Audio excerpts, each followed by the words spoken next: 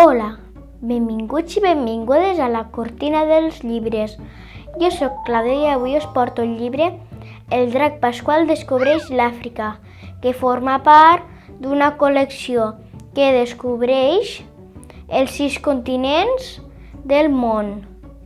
Està escrit per Max Olivetti i les il·lustracions són de Kim Bow i l'editorial és Edicions del Pirata. El drac pasqual està molt content perquè anirà a veure a la nit els estels fugaços, però un dels estels fugaç s'emporta al drac pasqual i a la ximpú i aterrissen a l'Àfrica, a una caseta on estan els massais. I els massais li diuen que hi ha moltes sequeres i que haurien d'anar viatjant per tota l'Àfrica a veure si troben Rafiki, per a veure si pot fer el ball de la pluja. Llavors van voltant per dins de l'Àfrica i al final troben el Rafiki, que és un mono, i fa el ball de la pluja.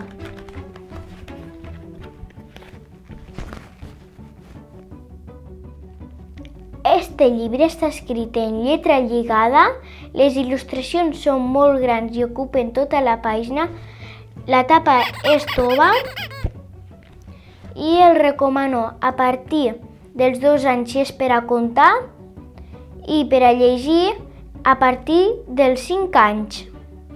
Espero que us hagi agradat. Adeu! Dóna-li al like si t'ha agradat el vídeo i no t'oblidis de subscriure't al canal i tocar la campaneta per no perdre cap notificació.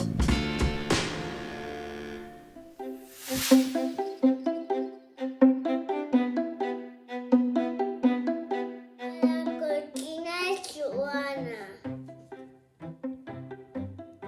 Avui porta el llibre El llop.